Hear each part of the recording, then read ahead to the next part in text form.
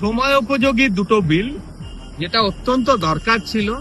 কারণ বিগত সরকার নাগরিক পুরসেবার ব্যাপারে তো কিছু ভাবেনি, খালি কোথা থেকে স্কোয়ার ফিট মেপে পয়সা তোলা যায় তার চিন্তা করে গেছেন।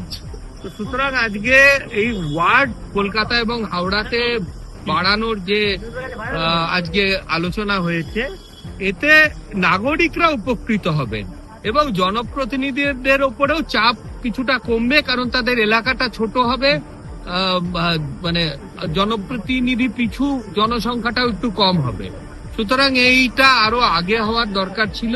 দেখুন, তৃণমূল বা জাভেদ খান যে দলের প্রতিনিধি, তাদের কাজ হচ্ছে বিরোধিতা করার জন্য বিরোধিতা করা।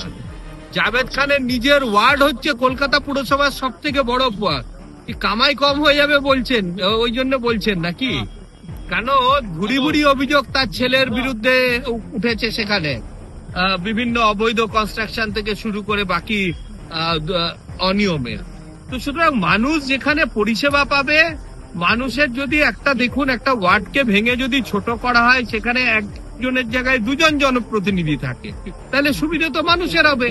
তৃণমূলের নেতারা মানুষের সুবিধে তো চান না, উল্টে মানুষের সুবিধা হলে তাদের একটু গাত্র দেওয়া হয়, সেই জন্য বলেছি। কলকাতা এবং হাওড়াতে জনসংখ্যার চাপ সব থেকে বেশি এবং ওয়ার্ডগুলোর সংখ্যাও বড়।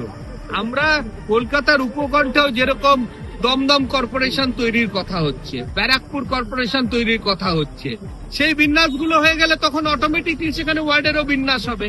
ধীরে ধীরে দেখুন, যেখানে জনসংখ্যার চাপ বেশি আছে সেখানে পুনর্বিন্যাস করা হবে।